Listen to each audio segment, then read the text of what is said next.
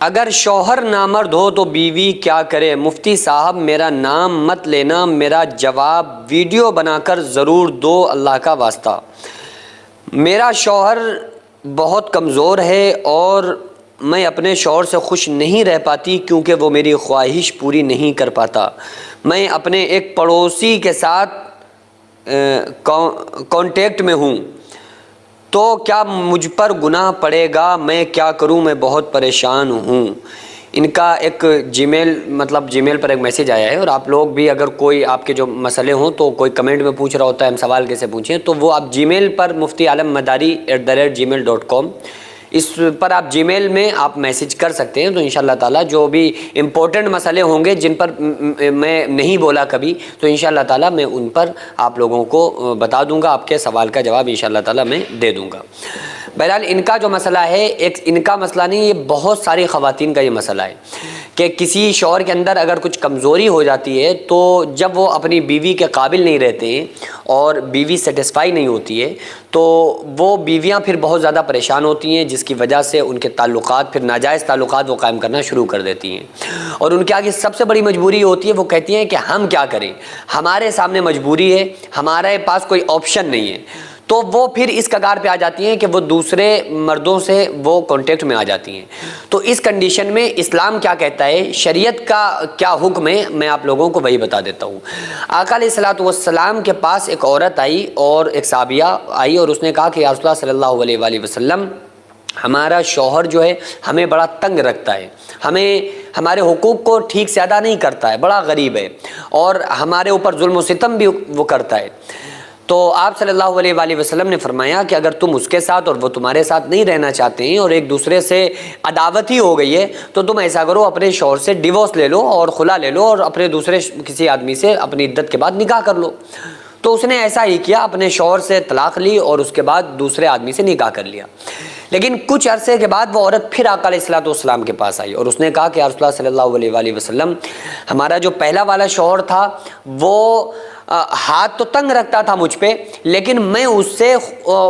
میری خواہشات اس سے پوری ہو جاتی تھی، لیکن یہ اب جو شوہر ہے یہ اس کے پاس مال بہت ہے لیکن میری خواہشات پوری طرح سے یہ پوری نہیں کر پاتا ہے۔ اچھا، یہ شریعت کے مسئلے تھے بھائی، انہیں تو یہ ڈر لگتا تھا نا کہ کہیں ایسا نہ ہو ہماری تھوڑی سی غلطی ہمیں گناہگار بنا دے، اس لیے آ کر وہ پیغمبر اعظم صلی اللہ علیہ وآلہ وسلم سے بڑے ادب کے ساتھ اپنے سوالوں کو رکھتے تھے اور اشارتاً اپنے سوالوں کو رکھتے تھے، اور آقا علیہ الصلوۃ والسلام ان کے جوابات دیا کرتے تھے، تاکہ ایسا نہ ہو کہ وہ اگر شرم کے مارے سوال نہ پوچھے، پھر ایسا نہیں ہوگا کہ وہ خود ہی اپنے مسئلے سے سمجھ لے گا کیا ٹھیک ہے کیا غلط ہے، اور وہ غلط کو صحیح سمجھ کے اسی پر عمل کرنے لگے گا۔ اسی کے لیے علماء کرام بھی جواب دیتے ہیں ایسے مسئلوں کے کہ بھئی قوم کو، لوگوں کو صحیح بات معلوم ہونا ضروری ہے۔ تو بہرحال اس صحابیہ نے کہا کہ رسول اللہ صلی اللہ علیہ وآلہ وسلم، اس کے ساتھ میں ویسے تو بہت خوش رہتی ہوں، مجھے کھلاتا ہے پلاتا ہے، میرے نخرے بھی اٹھاتا ہے، کپڑے پہناتا ہے، لیکن جو فزیکلی جو ریلیشن ہے اس میں اس کے ساتھ سیٹسفائی نہیں ہوں۔ تو آقا علیہ السلام نے ارشاد فرمایا کہ تو پھر تم اس سے خلا لے کے اپنے پہلے والے شوہر کے پاس ہی چلی جاؤ۔ یعنی آپ صلی اللہ علیہ وآلہ وسلم نے جس چیز کو مقدم کیا ہے وہ شوہر کی مردانگی کو کیا ہے، یعنی کہ جو شوہر کی اصل طاقت ہے اندرونی، یہ طاقت شوہر کے پاس ہونا بہت ضروری ہے، کیونکہ اس سے کیا ہوگا کہ پھر بیویاں جو عورتیں ہوں گی وہ کھل کر اپنے شوہروں سے محبت کریں گی، بے وفائی نہیں کریں گی۔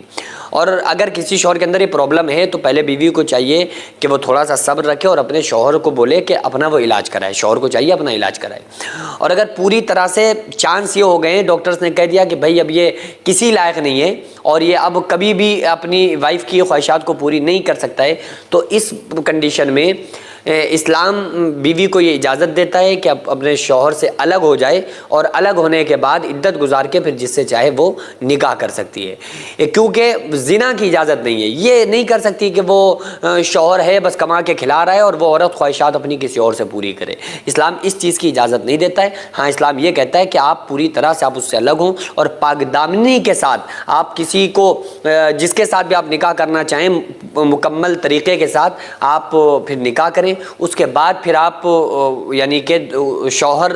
کے ساتھ اپنے فزیکل ہوں، کسی غیر ادر پرسن کے ساتھ فزیکل ہونے کی اسلام اجازت نہیں دیتا ہے، یہ زنا